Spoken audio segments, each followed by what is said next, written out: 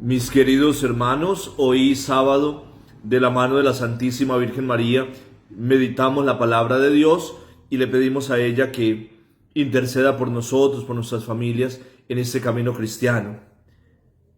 Evangelio de San Marcos, capítulo 9, versos 2 al 13. Digamos juntos: Señor Jesús, yo te abro la puerta de mi corazón, de mi vida, y te recibo como mi único Señor y Dios. Acepto tu voluntad, sea la que sea, con tal de que ella se cumpla en mí. Te entrego el gobierno de mi vida, de mi casa, de mis asuntos, ahora y por siempre. Amén. Hoy aparece el texto de la Transfiguración, que tiene que ser leído y visto en ese camino que lleva Jesús a Jerusalén a dar la vida por nosotros. Es la última subida de Jesús a Jerusalén, de las tres que nos narra la Sagrada Escritura. Jesús venía hablando de lo que iba a pasar en Jerusalén. Los discípulos se desaniman y ve él la oportunidad y la necesidad de subir a la montaña para reanimarlos allí a seguir el camino. Y por eso se lleva a Pedro, a Santiago y a Juan con él, porque son los que tienen que animar la vida de la iglesia en todas las luchas, en los avatares que va a sufrir y que va a vivir la iglesia. Pedro, quien va a aportar las llaves del reino; Santiago, el primero en dar la vida en Jerusalén; y Juan, el último en morir. De modo que allí está condensado todo lo que es la iglesia.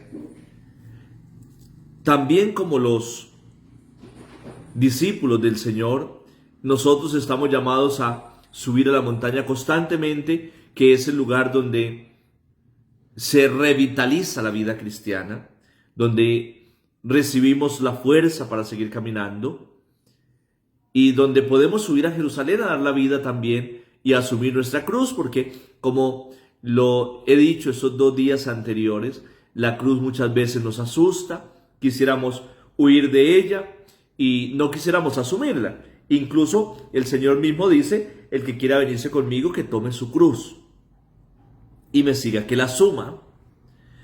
Y constantemente, yo quisiera decirles, diariamente sufrimos la tentación de abandonar la cruz, de dar un paso al costado o atrás para no seguir el camino cristiano, que se hace una exigencia y a veces una carga.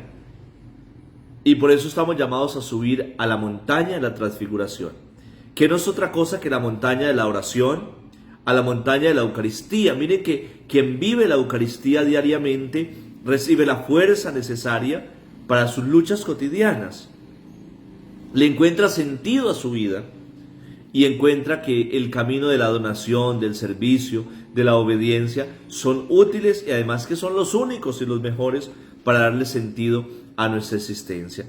Allí en la montaña, en la oración, descubrimos, y el mismo Señor se nos descubre en su gloria, y encontramos sentido a seguir caminando, porque ya no ponemos la mirada en el mundo como tal, sino que la ponemos en lo que Dios mismo nos ofrece más allá del mundo, la vida eterna.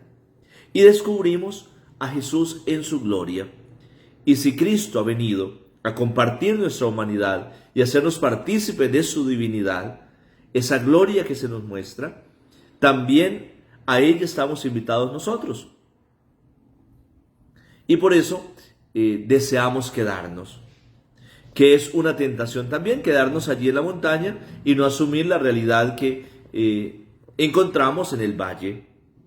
Pero allí en la Eucaristía encontramos la fuerza para volver a la realidad y asumirla con una fuerza cristiana, esa fuerza que emana del Espíritu y que emana de la cruz de Cristo, a quien debemos escuchar, mirar y obedecer.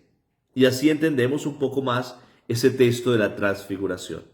Hoy, si estás desanimado, si pierdes las fuerzas, no te preocupes, ve a la montaña, ve a la Eucaristía, vive a solas con el Señor, cuéntale cuál es tu problema, cuál es tu desánimo, y de Él encontrarás la fuerza. Ánimo.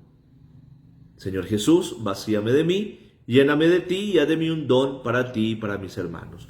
Feliz fin de semana. Que el Señor y la Santísima Virgen María nos bendiga, nos acompañe en el nombre del Padre, del Hijo y del Espíritu Santo. Unidos siempre en la oración.